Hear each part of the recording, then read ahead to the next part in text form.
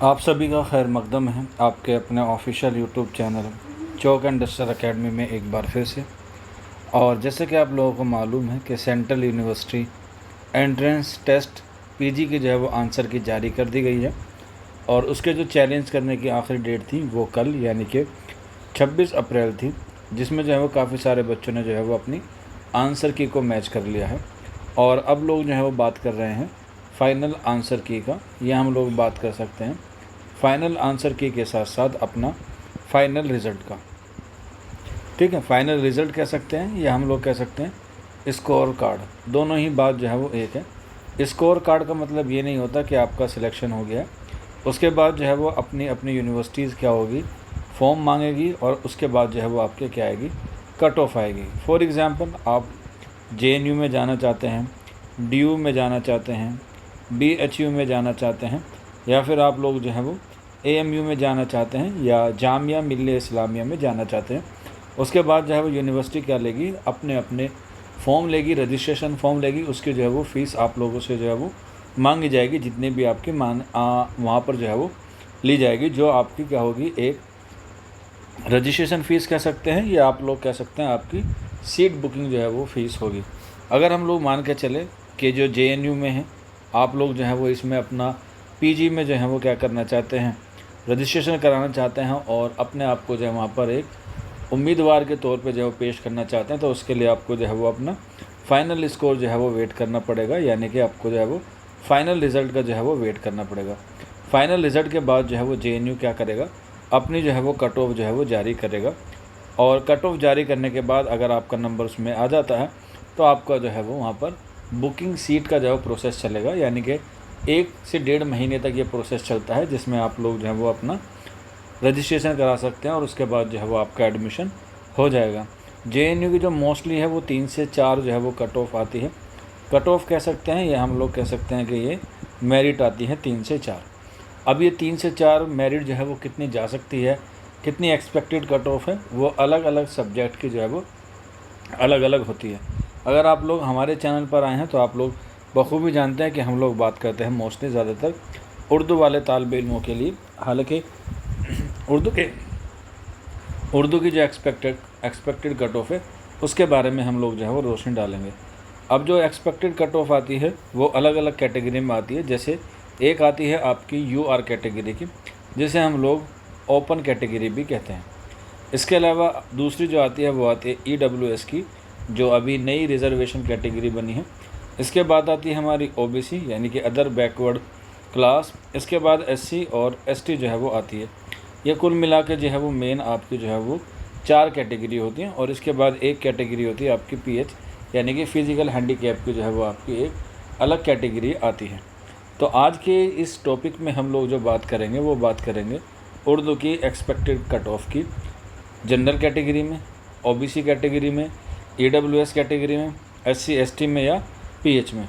तो चलिए फिर आप लोग जो है वो अपने दिलों की धड़कन को थाम लीजिए और उसके बाद हम लोग बात करेंगे यूआर कैटेगरी की, ईडब्ल्यूएस की, ओबीसी, एससी, एसटी, इनके बारे में बात करेंगे। लेकिन कट ऑफ से पहले मैं आपको 2 बात बता देता हूँ कि कट ऑफ जो है वो किस पे डिपेंड करती है। पहली डिपेंड करती है पेपर पर और उसके बाद दूसरी जो डिपेंड करती है वो है एस्पिरेंट्स पर कि कितने बच्चों ने जो है वो पेपर दिया है और पेपर का लेवल कैसे आया था। अगर हम लोग पेपर के लेवल की बात करें तो पेपर का लेवल जो है वो इस बार पिछले साल के मुकाबले जो है वो क्या आया था, ईजी आया था। पिछला जो पेपर था वो थोड़ा सा टफ आया था, इस वजह से जब वहाँ पे हमें देखने को मिला था। और एस्पिरेंट भी जो है वो काफ़ी अच्छी संख्या में या अच्छी तादाद में जो है वो पेपर देने गए थे और इस बार जो है वो बच्चों की तादाद जो है वो ज़्यादा रही, यानी कि पेपर भी इजी आया और बच्चों के पेपर देने की जो तादाद है वो भी क्या हुई, अच्छी रही। वो क्यों रही, क्योंकि कोरोना के टाइम पे 2-3 साल से ऐसे देखा जा रहा था कि बच्चे जो है वो पेपर देने जो है वो नहीं जा पा रहे थे, या जो एनटीए के द्वारा आपका एग्ज़ाम होता है वो सही तरीके से कराया नहीं जा रहा था। लेकिन फिर भी फरवरी में इसके फॉर्म आ गए थे और आपका जो है वो अप्रैल मई में जो है वो क्या कर लिया गया, इसका एग्ज़ाम जो है वो ले लिया गया। हालांकि डेट जो है वो 29 मार्च की आप लोगों की थी, लेकिन अभी जो है वो कुछ पेपर बाद में भी हुए तो अप्रैल में भी उसके पेपर हुए। तो इस तरीके से जो है वो चीज़ों को पटरी पर लाने की कोशिश की है और ये जो है वो आपका उम्मीद है कि मई के आखिर में जो है वो आपका क्या ले लेंगे, आपका एडमिशन प्रक्रिया जो है वो शुरू करा लेंगे। और एडमिशन के लिए आपके पास होना चाहिए मेरिट में नाम, और मेरिट कितनी जाएगी उस पर हम लोग जो है वो रोशनी डालेंगे। तो आपको पता है कि इसमें 75 क्वेश्चन आते हैं और एक क्वेश्चन जो है वो 4 नंबर का होता है। तो इस तरीके से आपके जो नंबर मिलेंगे वो मिलेंगे आपको 300 में से। लेकिन यहाँ पर एक बात और मैं बता दूँ आपको, JNU के हवाले से, क्या अगर आपको JNU में कुछ एक्स्ट्रा नंबर मिलते हैं जिसे हम लोग कहते हैं डिप्रीवेशन पॉइंट, इसको मिला के जो है वो आपको क्या मिलता है, इसको मिला के जो है वो आपकी मेरिट बनती है। और इसके साथ साथ अगर आप लोग गर्ल्स हैं, अगर आप गर्ल्स एस्पिरेंट हैं तो आपको जो है वो अलग से नंबर भी मिलते हैं। डिप्रीवेशन पॉइंट कम से कम 5, 3 भी मिलते हैं, 6 भी मिलते हैं और 8 में मिलते हैं। और फीमेल्स को जो है वो 5 नंबर जो है वो एक्स्ट्रा मिलते हैं। तो इन दोनों को मिला के जो है वो आपकी क्या बनती है, कट ऑफ बनती है। लेकिन हमारा जो आज की हम लोग बात करेंगे वो आपकी जो है वो क्वेश्चन से बात करेंगे, क्योंकि उसके बाद जो चीज़ें हैं वो जो है वो एक्स्ट्रा हैं, उस पर हम लोग जो है वो नज़रसानी नहीं करेंगे। जो हमारा 75 क्वेश्चन है यानी कि 300 नंबर का है, उस पर हम लोग बात करेंगे। अगर हम लोग UR कैटेगरी की बात करें तो UR में जो आपकी कट ऑफ रहने वाली है वो रहने वाली है आपके तकरीबन 250 से आसपास के लगा के मान के चले, 250 से लेके आपकी जो कट ऑफ रहने वाली है वो रहने वाली है 255 के आसपास। इतने जो है वो आपकी जो है वो कट ऑफ रहेगी जनरल कैटेगरी में, 250 से लेके 255 के आसपास जो है वो आपकी कट ऑफ रहेगी। इसके बाद जो EWS कैटेगरी में है वो आपकी रह सकती है 240 से लेके 245 के आसपास जो है वो आपकी कट ऑफ जो है वो रहेगी।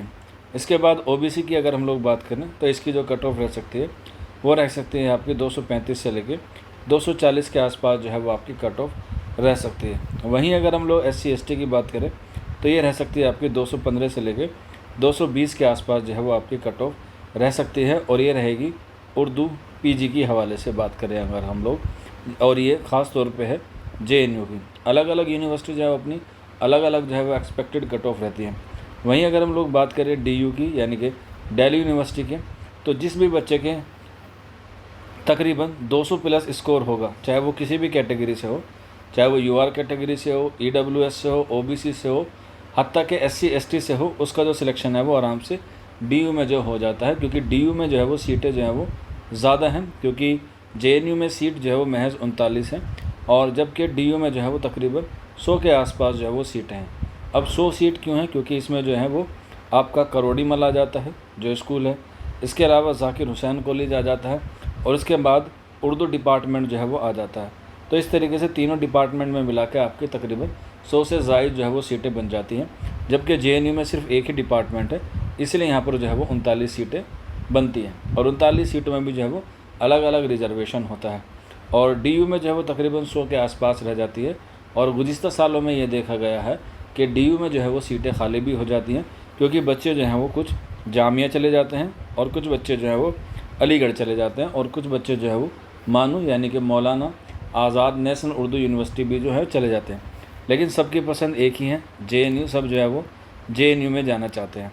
अब आप लोग अगर जाना चाहते हैं या आपने ख्वाब देख रखा है तो इतना स्कोर जो है वो आपका ला नहीं होगा। इसमें अभी मैंने डिप्रीवेशन पॉइंट और गर्ल्स वाले ऐड नहीं किए हैं, वो सारी चीज़ें हम लोग जो हैं वो स्कोर कार्ड आने पे ऐड करते हैं, तब जो है वो हम लोग एक अच्छी और एक सटीक जो है वो आपको कट ऑफ बताएंगे। अभी ये सिर्फ एक्सपेक्टेड कट ऑफ है, क्योंकि रिज़ल्ट आने में अभी टाइम है। आपके आंसर की आगे आपने चेक कर ली है, तो उम्मीद है आपको जो है वो इससे जो है वो थोड़ी सी राहत ज़रूर मिलेगी।